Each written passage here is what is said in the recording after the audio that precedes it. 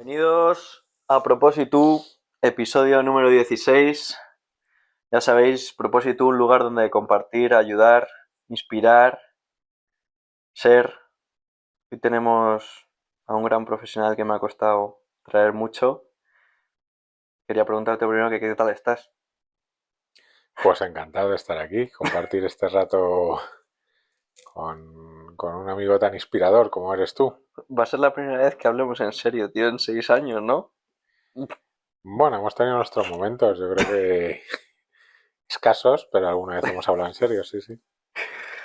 El otro día que hablaba con otro de nuestros compañeros, decía que fácil en los últimos 5 años estabais en el top 5 de personas con las que más horas había echado en estos últimos 5 años.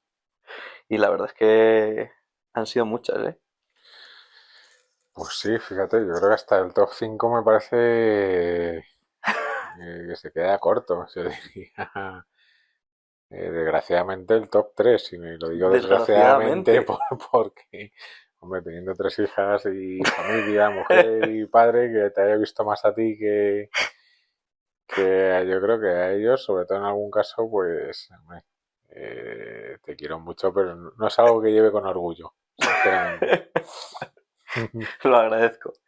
Bueno, antes de empezar con la charla en sí, siempre hago una pregunta y es que quiero que me digas algo que te gusta y algo que no te gusta.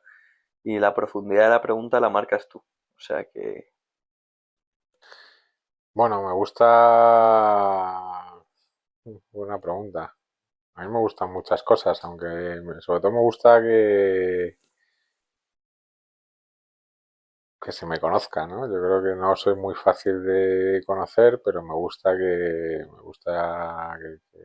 se me dé la oportunidad de ser como soy, ¿no? Y no me gusta, bueno, pues yo creo que con el paso de los años, contrariamente a lo que es habitual, me estoy haciendo más tolerante. eh, y cada vez soporto más cosas que antes me disgustaba, pero sobre todo que no me gusta mucho, pues un poco que cosas que no le gusta a todo el mundo, ¿no? La falta de honradez, la intransigencia, la intolerancia, bueno, un poco.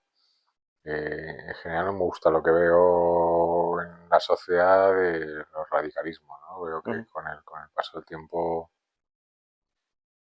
somos menos libres que antes, ¿no? Ya desgraciadamente pues ya tenemos una edad, aunque somos jóvenes, pero creo que de un tiempo a esta parte hemos perdido muchísima libertad sobre todo a la hora de expresarte como eres, ¿no? Eso creo que hemos perdido mucho.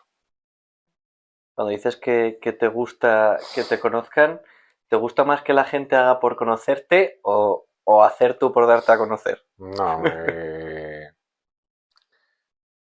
no, yo tengo muchas taras y no soy un tío fácil de. O sea, no juzgo mucho en la primera impresión, pero no soy de estos que se enamora mucho de la persona, ¿no? Ujú.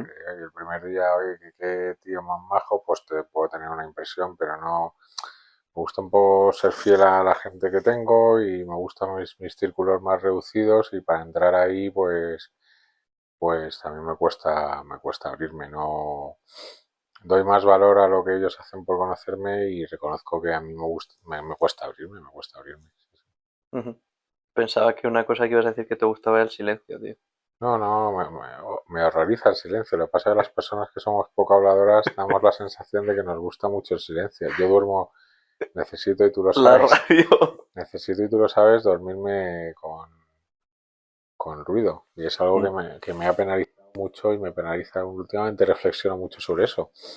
Yo creo que el 97% de las noches de mi vida me ha costado, bueno, menos por la infancia, pero vamos, desde que soy consciente siempre me acuesto con ruido. No tengo la sensación, me gusta la soledad, pero la soledad elegida, no la soledad obligada, que es la mayor putada que hay. O sea, la Total. soledad obligada es una putada y a veces cuando te acuestas, que es un momento, aunque estés acompañado, que te sientes muy solo, yo necesito sentir mucho ruido alrededor. Eso ha desarrollado en mí una falta de atención brutal a cualquier momento, que también muchas personas me lo dicen, ¿no? Bueno, yo me acostumbro a estudiar con la radio puesta, me acostumbro a leer con la tele puesta e incluso mantengo, y eso me ha penalizado a la hora de que mantengo conversaciones y a veces doy la sensación de que estoy distraído o que no tal, pero Esa multitarea, ¿no? sí, que estoy muy acostumbrado a estar a mil cosas, que es un defecto, pero bueno, no me gusta nada el silencio, lo que a lo mejor me gusta más escuchar que hablar. Total. Bueno, ahora la verdad es que nos hemos ido muy por las ramas y se me ha olvidado que te presentes un poco. Me gusta que digáis un poco la edad y a qué dedicáis un poco vuestro tiempo y luego empezar a charlar. Es verdad que, ¿ves? Las charlas nos van saliendo por cualquier sitio.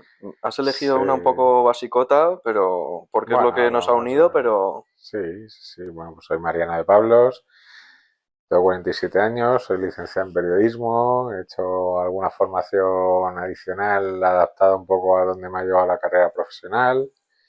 Eh, Llevo desde el 2001 trabajando en temas relacionados con el turismo. He tenido mis ausencias profesionales dedicadas al turismo por dedicarme al tema del baloncesto y durante 2 años pues fui entrenador en exclusiva profesional. He estado 4 años en el Real Madrid compatibilizándolo con mi trabajo. He estado más de 20 años en la cantera de estudiantes. He entrenado en un club en Alcalá y he entrenado en Las Rozas. Es un poco mi trayectoria profesional de baloncesto y profesional fuera de baloncesto. lo primero que se me viene a la cabeza, escuchando que llevas más años de los que he vivido yo siendo entrenador, que ya sé que te da vértigo escuchar esta frase, pero la primera pregunta que te quiero hacer es, ¿ha cambiado mucho el baloncesto a lo largo de estos años? Sí, sí, para mí muchísimo. O sea, eh, empecé a entrenar con 14 años, en 1989, sí que da vértigo decirlo.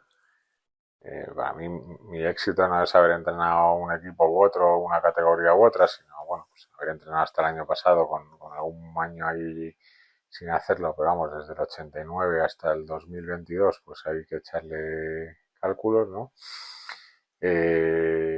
Y para mí ha cambiado muchísimo el baloncesto. Muchísimo, bueno, pues muchas cosas ha cambiado muchísimo el entorno, con lo cual pues todo se ve penalizado. O sea, para mí entonces el 89 la NBA era algo pues muy poco accesible y ahora mismo es tan accesible como cualquier competición.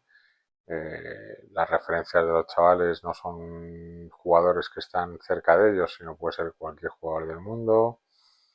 Eh, y el juego yo creo que ha evolucionado bastante, ¿no? Yo creo que se ha penalizado bastante, sobre todo en defensa se ha mejorado muchísimo. O sea, antes, Que antes defendían peor, dice. bueno, había menos conceptos defensivos, ¿no? Yo tengo el recuerdo de que una de las cosas que evoluciona, ¿no? Recuerdo que nos decían a nosotros, oye, el 80% de la defensa son ambición y el 20% ganas o huevos o llámalo como quieras y el 20% conceptos, ¿no? Yo creo que ahora a nivel de conceptos en defensa se ha crecido mucho, los equipos están muchísimo más preparados, eh, los rangos de tiro han crecido una barbaridad. O sea, cuando el ACB puso la línea de 3 puntos, pues todos decíamos, hoy los jugadores de Epi, Brian Jackson, los mejores tiradores, ¿no? Decían, estos van a meter 6 o 7 por partido, ¿no? Porque tenías la sensación sin la línea de que tiraban muy lejos y que las metían, ¿no? No es verdad, los primeros años de la liga hay muchos partidos donde se metían 2 y 3 triples o se tiraban 10, 11 triples. O sea, sobre todo el rango de tiro, ese aumento del rango de tiro eh, ha cambiado mucho el juego en cuanto a dónde han tenido que ir las defensas, ¿no? Y por otro lado, yo creo que el físico de los jugadores es brutal. Es, Abismal. es lo que es la genética, la mejor alimentación, el físico, el trabajo.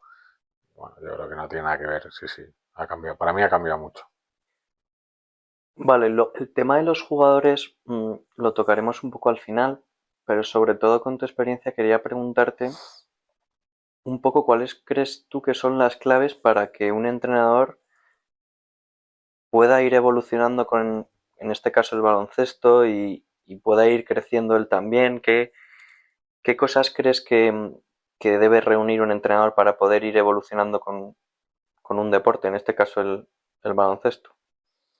Bueno, yo creo que tiene que haber un punto de vocación, de pasión, o sea, va por el juego. Yo no jugaba, pero yo el baloncesto me aproximé porque era la manera de estar cerca de mis amigos. Entonces no jugaba, iba a verles entrenar todos los días, pero todos los días. Entonces yo creo que eso tiene que haber un punto de pasión. Es muy importante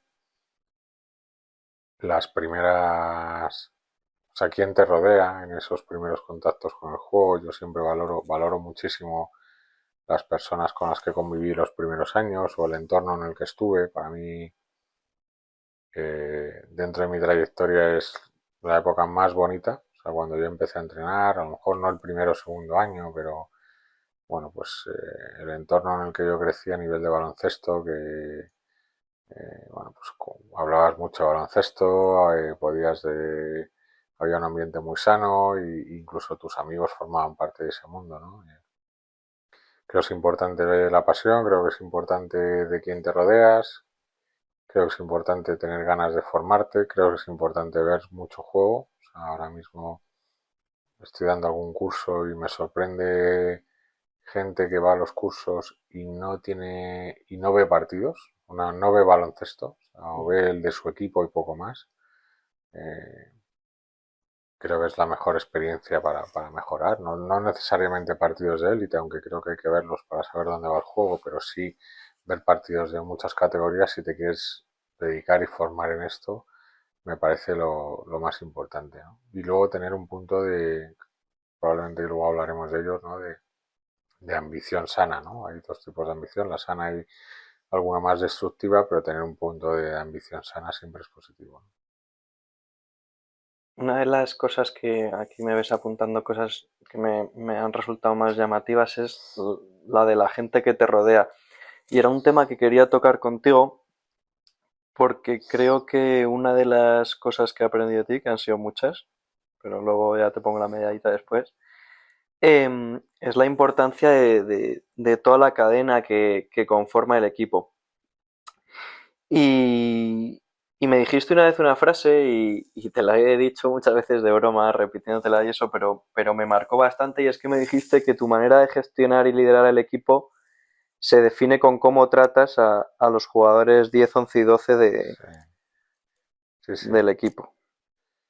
Sí, sí, sí, es algo.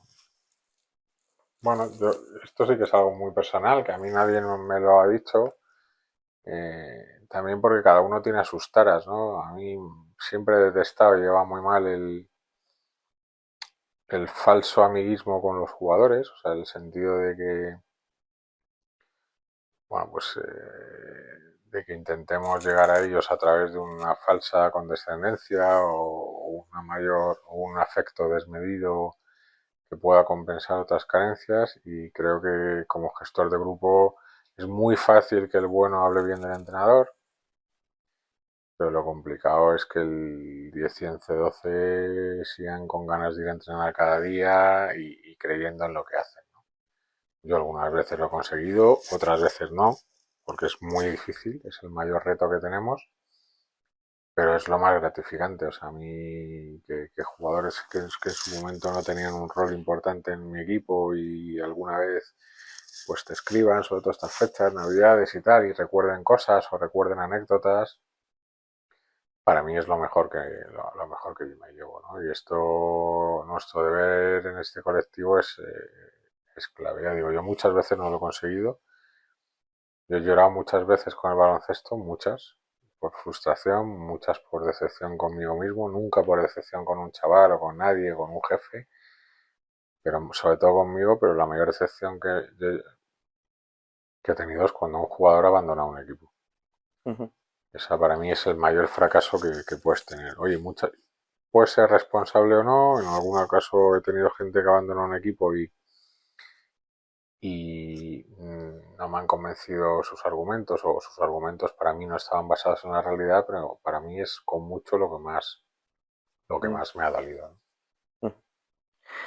En relación a todo esto de los eslabones, quería dividirlo en dos partes y primero quería saber tu opinión respecto a cómo ha de rodearse un entrenador, qué figuras deben conformar este staff y luego me gustaría hacer lo mismo con los jugadores, qué tipo de jugadores o qué figuras deberían rodear a estos jugadores franquicia, ¿no? Que se llaman, que es en los que quizás centras el proyecto, centras tu equipo y me parece interesante. Mira, yo creo que es algo a lo que yo creo que se presta muy poca atención en general en cualquier club, colegio y demás, ¿no? Yo creo que igual que cuando conformas un equipo, hay veces que no conformas un equipo, sino que el equipo te viene dado por los chavales que se apuntan, que es súper sano y tiene que existir. Pero vamos a ponernos un supuesto donde tú tienes que conformar un equipo. Creo que tienes que rodearte de un staff. Si tú apuestas por un entrenador, que complemente las carencias del entrenador o refuerce sus virtudes. Y eso hay que atenderlo, ¿no? ¿Cuándo yo funciona mejor? Y tú has vivido experiencias parecidas, pues cuando yo he tenido ayudantes o en el cuerpo técnico gente que compensa en carencias, ¿no? Pues, por ejemplo, a mí no soy un tío especialmente empático a primera vista, sino creo que cuando consigo atraer esa base de la continuidad o en la corta distancia, con lo cual esto en los jugadores es complicado, sobre todo en determinados entornos, eh, pues hay que complementar esas carencias con alguien que lo tenga. Yo cuando he tenido ayudantes muy empáticos, muy que generan mucha afinidad con los jugadores y que además complementan, pues creo que me ha ido mejor. Para mí la figura del delegado siempre ha sido muy importante y le da mucho valor. En, en estudiantes, mis primeros, yo creo, 7 8 años nos dejaban elegir y el delegado que yo tenía, que era Nacho en su momento, pues yo lo elegía porque complementaba y me daba a mí cosas que yo pensaba que no podía aportar, ¿no? Y era ¿por qué? Porque él tenía una empatía con los jugadores, sabía llevarles y para mí era importante todo ese tipo de cosas, ¿no? Creo que ahora mismo en algún curso que estoy dando y tal he hablado de esto mismo, ¿no? Que igual que conformamos equipo en base a algo, pues tenemos que prestar atención a conocer a nuestros entrenadores, no solo cómo son como entrenadores o qué gaps tienen que cubrir en su formación, sino a nivel afectivo como son, ¿no? En cuanto a los jugadores estos que comentas, ¿no? Los proyectos que cómo hay que rodearles, bueno, pues como todo, ¿no? Lo que hay que rodearles de gente que les haga mejor y que les exija y que bueno, que les reten. Fundamentalmente nosotros los jugadores como las personas crecen a nivel de retos, ¿no? Entonces, bueno, pues realmente en este sentido yo he tenido la suerte de trabajar con muchos jugadores que han tenido luego buen recorrido y lo que mejor ha funcionado ahí es primero un entorno donde ellos se vieran exigidos y después donde este concepto de apuesta no se pervirtiera en condescendencia, ¿no? Yo creo que esa es una línea muy fácil de rebasar, donde al final pensamos que favorecer la apuesta, darles todo hecho y lo que tenemos que hacer es ayudarles a superar estímulos, pero no dejar de poner estímulos. Antes que estabas haciendo un poco de referencia al entorno laboral, también sé que eres responsable y que llevas siendo responsable de equipos también a nivel de empresa muchos años. Y me parece interesante si puedes decirnos algo que creas que te ayuda en el mundo empresarial que hayas sacado del deporte.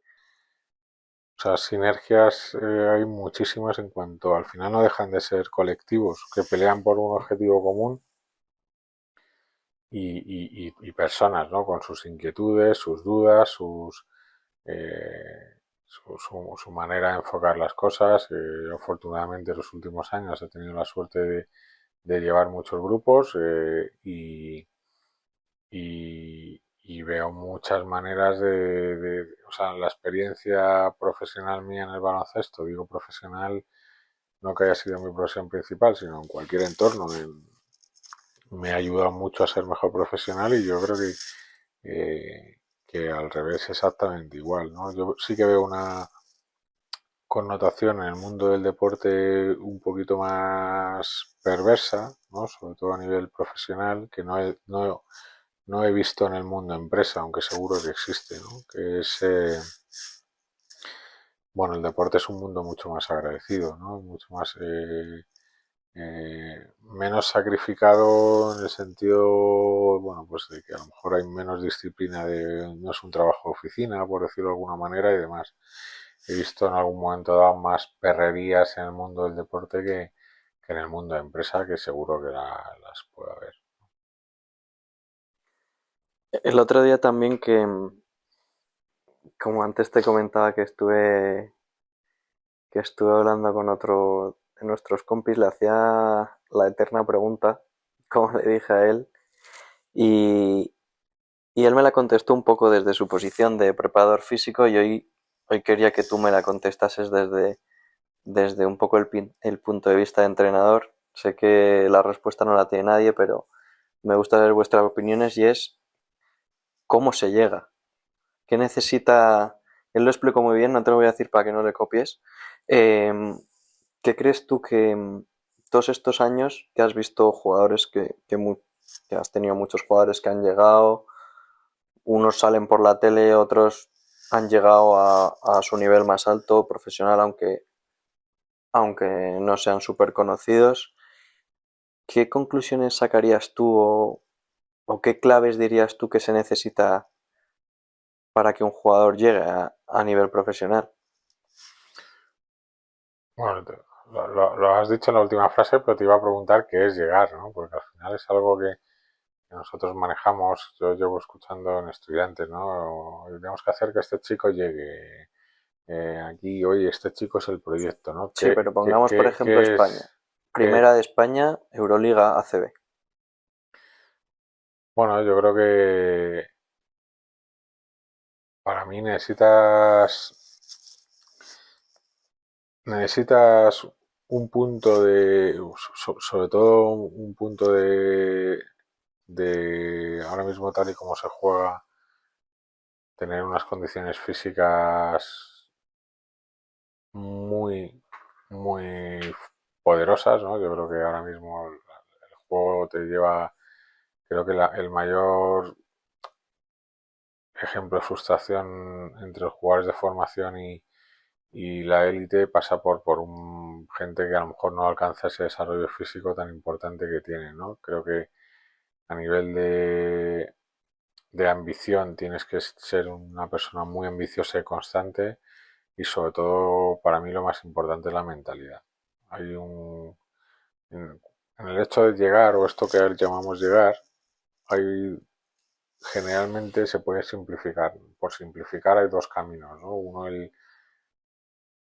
el más exuberante, que es el jugador más destacado, que da el paso directamente, o sea, de categoría de formación a ACB o a cualquier liga de Europa, ¿no?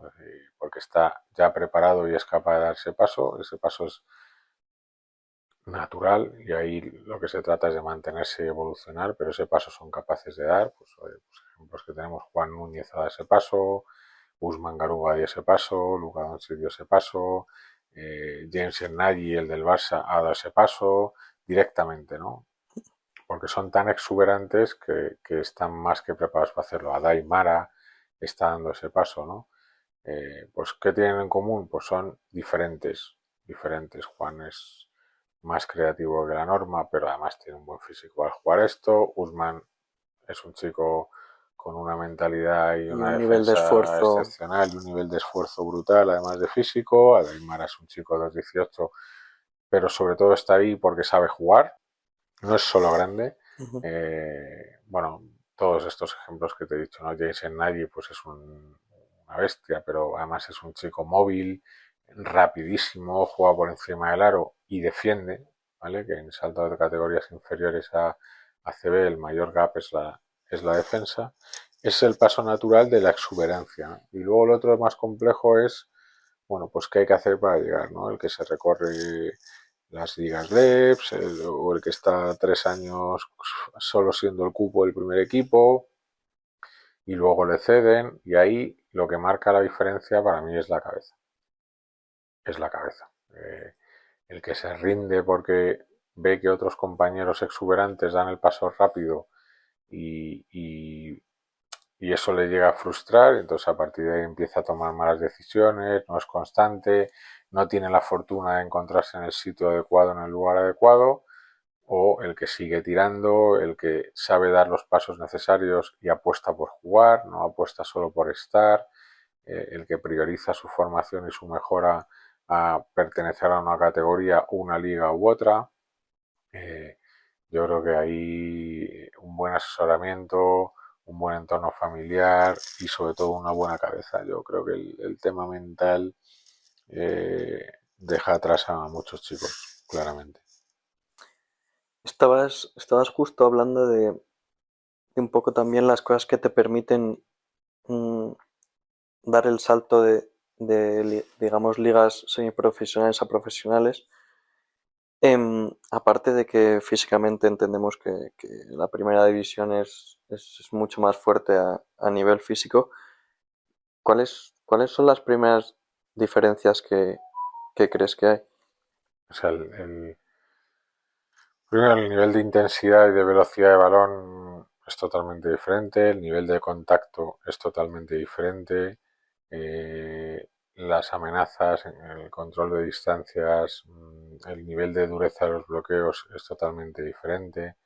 Eh, bueno, es un entorno incomparable, incomparable. ¿Quién sale adelante? Pues gente que hemos dicho ahí, primero, gente que entiende muy bien el juego y tiene talento. O sea, yo creo que a nivel, eh, habitualmente la posición donde es más fácil que un jugador prospere o esté más preparado antes es un base, ¿no?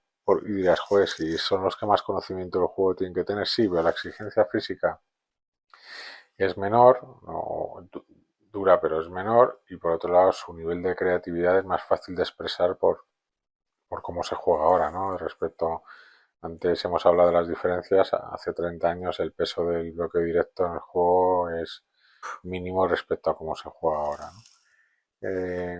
Nada, la diferencia entre cantera y ACB es brutal, pero es que la diferencia entre el EP y ACB es bastante, y de ahí para abajo ya ni te cuento, ¿no? Estaba, estaba apuntando aquí también que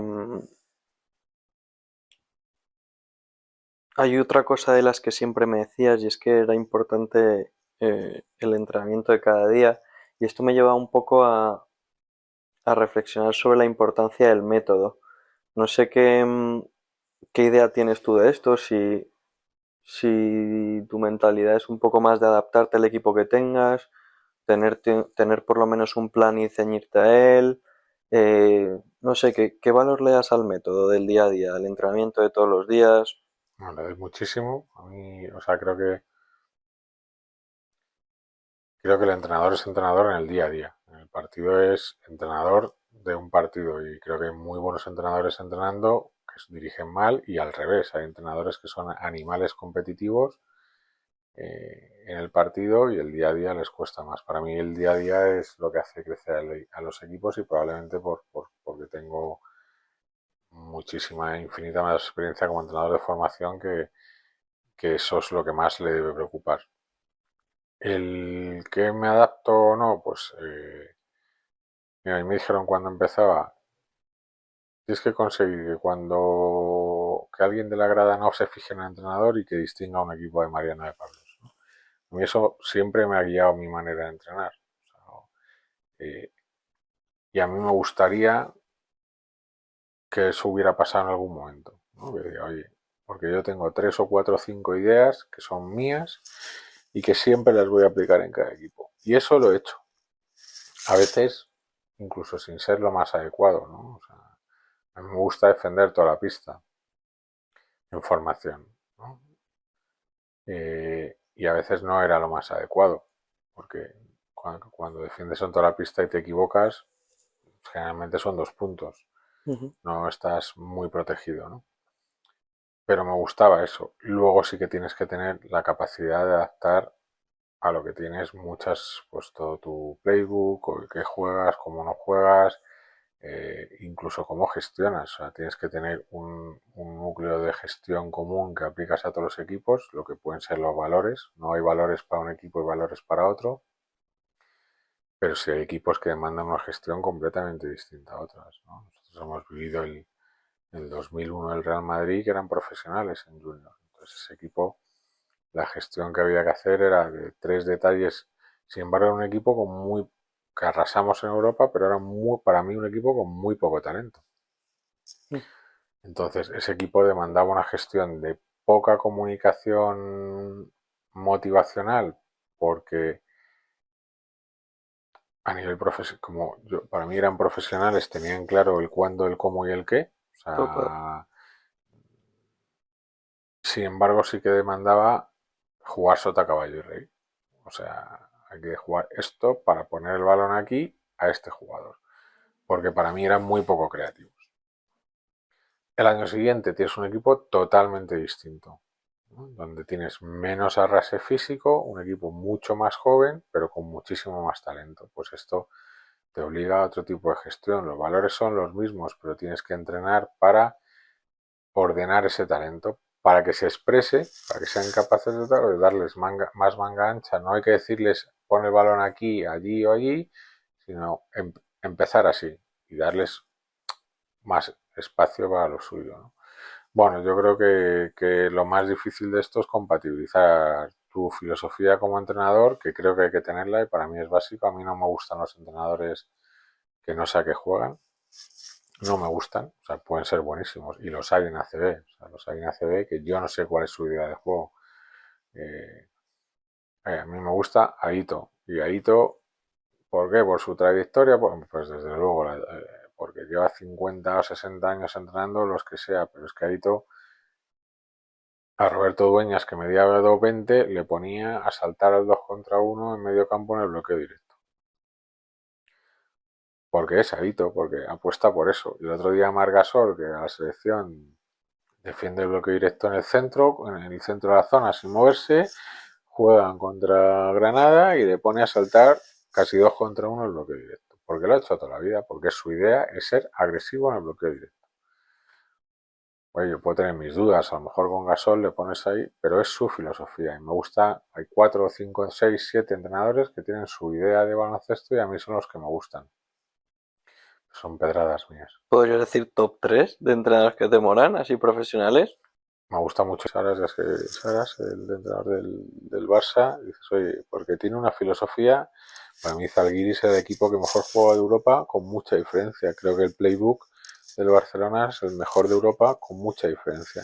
Y creo que los problemas del Barcelona, fíjate, a lo mejor no pasan por tanto como es como el entrenador, sino cómo lleva el equipo. Pero yo distingo, desde luego en Zalgiris y en Barcelona, yo distingo una filosofía como la distingo en Xavi Pascual y, y hay otros entrenadores que tienen menos trayectoria que seguro que la lograrán tener. O sea, hay entrenadores que han cambiado mucho su filosofía con los años. Por ejemplo, ¿por qué? Porque la ACB es tan perra que adaptas tu filosofía a sobrevivir. El Sito Alonso de ahora no tiene nada que ver con el Sito Alonso que empezaba, que era un entrenador agresivo, muy valiente. Pues ahora se ha hecho más amarrategui porque se ha llevado muchas hostias y le han echado de varios sitios. Entonces eso es importante. ¿Y es un error? No, porque está ahí. Es que vive de lo que le gusta, es un gran entrenador, está haciendo un buen trabajo en Murcia, pero a mí me gustaba más el de antes. Voy a dar un cambio un poco a todo esto para preguntarte algo un poco más a nivel personal. Y es que me gustaría saber, sobre todo en estos últimos años y en los últimos años en tu trayectoria como entrenador y en tus equipos, ¿qué has aprendido, qué has cambiado y qué has mejorado? He aprendido, pues mira, he aprendido que hay que dar más valor a la ambición. Y te lo voy a explicar, ¿no? Yo creo que a mí me ha faltado ambición, haciendo un análisis de mi trayectoria. ¿Y por qué te explico la ambición? Y yo la ambición, no la no sana de arrasar con todo lo que tuve alrededor, con tener un objetivo, sino arrasar en ser ambicioso en defender lo que tienes, ¿no? Y creo que me ha penalizado tener fuera del baloncesto una vida, voy a calificarla de privilegiada, aunque no sea privilegiada en el sentido que podemos esperar, ¿no? Pues sino tener algo más que esto, ¿no? Yo nunca he tenido el fin de vivir del baloncesto, sino de hacerme feliz, y he tenido la opción y vivido del baloncesto, pero no lo he defendido porque siempre he tenido red, ¿no? Al paso de del tiempo, valoro mucho haber tenido esa red porque también es algo que me ha llevado a trabajo, pero tengo la curiosidad de qué decisiones hubiera tomado si era el baloncesto o el vacío, ¿no? Y creo que, bueno, tengo esa curiosidad de qué decisiones hubiera tomado, si hubiera hecho las cosas mejor, hubiera peleado más por algo, ¿no? Pues yo llevaba el junior y estaba bien, seguía, si no, no. Llevaba el cadete y si tenía mucho trabajo y faltaba 2 entrenamientos, decidía que lo mejor era dejarlo y dar paso a otro. Era ayudante del infantil y tenía selectividad y evidentemente no iba al Campeonato de España. Y estaba en el ACB y si ganábamos y pensaba que las cosas las hacíamos bien y me sentía útil seguía y si pensaba que era un estorbo me piré. Siempre tuve como una percepción muy lúdica porque siempre había algo detrás. Y coño, que a lo mejor me hubiera venido bien no tener nada detrás, ¿no? Porque creo que eso me ha faltado ahí un poco de ambición para defender ciertas cosas, ¿no? Y en los últimos años, pues igual, tener ese backup detrás, pues a lo mejor, oye, tener todo el año la sensación de que sabes que va a ser el último año porque estás muy cansado de la forma de vida que tienes, hace que el último año sea una puta mierda. ¿Cuánto ha contribuido esa percepción que tú tenías a que ese año haya sido peor? Pues seguramente bastante, ¿no? Porque igual no defiendes eso. Si yo tuviera la sensación de, oye, o aguanto este año o hago méritos para seguir porque no tengo nada más, estoy convencido de que todo hubiera sido distinto, ¿no? Eso lo hubiera, yo creo que te vale para qué hubiera cambiado, qué hubiera aprendido, ¿no? Y lo otro era, ¿Qué has mejorado? ¿qué ha mejorado? Bueno, pues yo creo que, eh, bueno, creo que he aprendido un montón, entonces la mejora viene por todo lo que he aprendido, he visto, me he equivocado mucho, pues esto, reconocerte esto que te acabo de reconocer es una mejora, aunque yo creo Total. que ahí hay poco que pueda hacer, ¿no? Bueno, Pero bueno, puedes aplicarlo a otras cosas. Creo que soy mucho mejor entrenador que hace 4 años porque he convivido con gente muy buena y eso te hace mucho mejor, ¿no? Y he visto mucho baloncesto y he trabajado con jugadores muy buenos y eso eh, indudablemente te mejora. Creo que a nivel táctico he visto muchas más cosas de las que sabía. Bueno, creo que he sido más versátil en cuanto a trabajar más cosas que para mí hasta ahora me costaba más. Por ejemplo, yo era muy reacio a trabajar de defensas alternativas más allá que en momentos puntuales y me he visto obligado y he aprendido y le he visto valor a que fueran una defensa base en algún momento determinado. ujú. Eh, Creo que me he estructurado mejor la comunicación dentro, digo estructurarla, ¿vale? Creo que he conseguido un método en cuanto a estructurar un cierto contenido y lo que quiero transmitir. Bueno, creo que ha habido años que a nivel de entrenamiento hemos conseguido un muy buen nivel de entrenamiento porque hemos preparado muy bien las sesiones. Yo creo que eso sí que lo he visto. Mm. Fíjate que antes comentabas lo de la ambición, el qué pasaría si no tuviese esa red. El otro día hablaba con mis amigos y esto es una opinión súper personal mía, y no sé si tú la tendrás también, tengo la sensación de que a los jugadores les pasa un poco lo mismo, y me explico. Si tú, por ejemplo, cuando tienes que empezar a tomar la decisión de si vas a ser profesional o no, ha habido muchas veces que he visto que han llegado los que han apostado por ello con todo. Una cosa una vivencia de los últimos años, ¿no? A mí cuando yo veía el primer año en Madrid, me asombraba mucho la soberbia de la gente, ¿no? O sea, de jugadores, ¿no? No soberbia, a lo mejor no es la palabra, o sí. No sé, oye, no, yo voy a jugar en la NBA. ¿Cómo? No, yo es que no quiero estudiar porque voy a ser profesional de baloncesto. Con el paso del tiempo soy mucho más permisivo en ese tipo de afirmaciones, o sea, aunque me parecía una puta locura, ¿no? Pero Total. porque por un lado valoro mucho más la seguridad de alguien que es capaz de decir eso, ¿no? Ya ves. Entonces, eso es lo que tú dices, oye, yo no lo veo incompatible, pero valoro mucho esa inconsciencia que yo nunca he tenido y que no predico en ningún orden de la vida, o sea, eso yo los últimos años valoro mucho esa inconsciencia que he vivido, ¿no? Esa Total. inconsciencia, medio soberbia, medio chulería, medio prepotencia, pero oye, por sus huevos, la verdad, eso lo he cambiado, ¿no? Bueno, ya para ir acabando, siempre me gusta que ahora vienen cuatro cosas y me gusta primero que, que hagáis una reflexión así final que os apetezca hacer. Luego te pediré una frase que te guste, que te acompañe en tu vida o que, no sé, que tengas de alguna película, de algún libro. Eso es bastante jodido eso, ¿eh? Cuando te vas a pensar en eso. Luego he incluido, desde el último episodio, esto que le he llamado Dile a tu yo de X.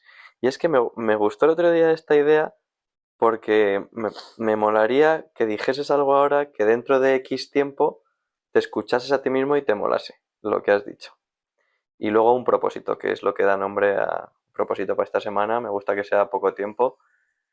Así que si quieres empezar con la reflexión así, es abierto. Una reflexión que quieras hacer sobre el tema del que hemos hablado o quizás sobre algo más personal que quieras compartir o... No, no sé, por hilar un poco con lo que hemos hablado y aunque yo no soy mucho de evaluar y no, nunca he tenido la sensación no soy de los de arrepentirme de decisiones porque como me considero una persona bastante pragmática me parece un poco una pérdida de tiempo porque hay poco que hacer, ¿no? Pero sí que como reflexión eh, creo que hay que vivir tomando decisiones como en relación a lo que hemos hablado, ¿no? Como si no hubiera, Como si no estuviese la red. como si todo fuera un todo o nada. O sea, Ujú. creo que crecemos y evolucionamos más si tomamos decisiones un poco más atrevidas, ¿no? Eh, ahí, en cuanto a lo que pueda parecer, yo no me considero poco atrevido. O sea, creo que he dado pasos en mi vida bastante atrevidos, pero no he defendido esos pasos con atrevimiento. O sea, creo que he sido poco firme en los pasos que he dado, en cómo defender ese tema. Joder, por frases, mira, no me sale ninguna y tengo muchísimas, porque además yo soy una persona muy de frases, o sea, de quedarme con frases en los Y libros. tienes que decir una, tío. No, tenía una en el WhatsApp hasta hace poco que además yo creo que me la dijiste tú, ¿no? Era como el día que no podamos más lo podremos todo, ¿no? O algo así. Total. Esa me gustó bastante porque sí que he tenido muchas veces la sensación de no poder más. Esa es una sensación que me ha acompañado muchísimo en los últimos años, de no poder más, Físico y mental. sobre todo mentalmente, ¿no? De tener el disco duro de la cabeza con ¿Qué más? muchísimas cosas. Y eso es un tema que las personas que nos lo llevamos un poco todo para adentro, lo llevamos mal. ¿Y un propósito para esta semana? Pues Primero decirte que me molaría hacerte una invitación formal a que otro día vinieses a hablar de esa multitarea y de ese sí, quemadura de disco y sí, sin duda. de cómo crees que has llevado, me parece un temazo para Sí, hablar aquí, cómo ser padre, sí, tener dos trabajos, marido, hijo. sí, sí. No, cuando quieras, además es un tema, joder, me gusta mucho hablar de eso. Te queda el propósito y el dile a tu yo de X. Bueno, pues el propósito es ser mejor en todo, cada semana y cada día, y creo que tengo muy identificadas mis taras Y las que te y quedan. intentar pues que no salgan, ¿no? Tengo el propósito, pues bueno, pues intentar mostrar más mis cosas buenas a todo el mundo, de estar cerca de la gente que quiero, de que me noten cerca, de hacer más cosas, de perder 5 kilos, bueno, pues esas cosas, ese tipo de cosas, ¿no? Ser mejor en todo, que la gente que tengo cerca sienta que intento ser mejor y poco más. Y luego el que le diría a mi yo, o sea, futuro o pasado. No, futuro, futuro. O sea, ¿qué quieres dejar ahora para que en X tiempo tú te escuches a ti y te guste escucharte diciendo esto? Hostia, macho, qué complicado. Es jodido, ¿eh? Pero Eh, primero quería preguntarte cuántos años llevas poniéndote el propósito de perder 5 kilos. pues algún año lo hice.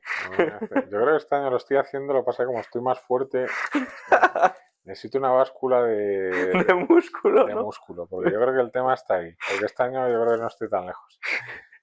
¿Qué le diría ahí a...